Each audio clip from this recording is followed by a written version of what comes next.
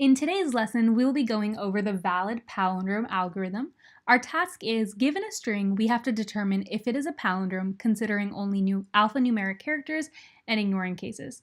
So for those of you who don't know, a palindrome is a word, phrase, or sequence that reads the same backwards as it does forward.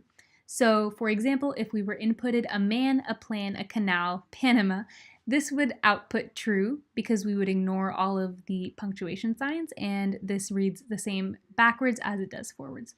If we were inputted race a car, this would return false. So now that we have a good understanding of the question, let's jump into the pseudocode. The approach I'll be going over today uses a loop. You're going to start by creating a start index and end index variable, and you're going to use a while loop to iterate through each character in our string while the start index is less than the end index. If the first character isn't alphanumeric, you're going to remove it from the string by simply incrementing your start index by 1.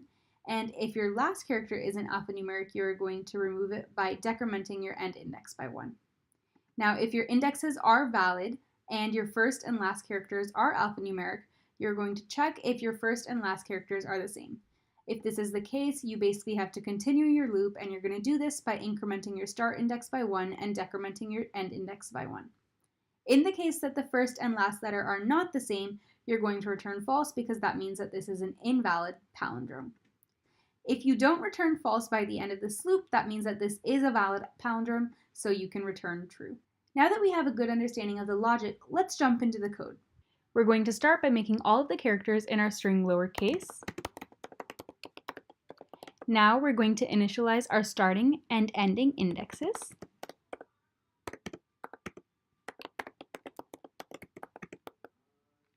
Now our while loop has to continue as long as our start index is less than or equal to our end index. Now we're going to check if our starting characters or our ending characters are not alphanumeric.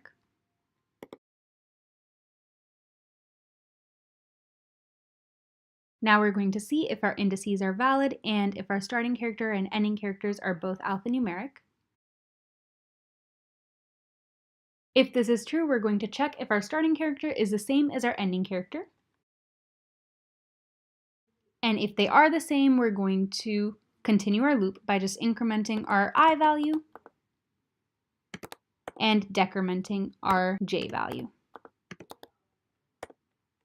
If the starting character and ending character are not the same, we're going to return false because this is an invalid palindrome. And finally, at the end of this while loop, if we haven't returned anything, we're going to return true because this means that our palindrome is in fact valid. Thank you for watching this video. I hope this helped. I'm going to be making many more videos and tutorials on different Python and Java algorithms. So if you're preparing for an interview or you're just practicing coding, make sure to subscribe to my channel, like this video, and leave a comment down below.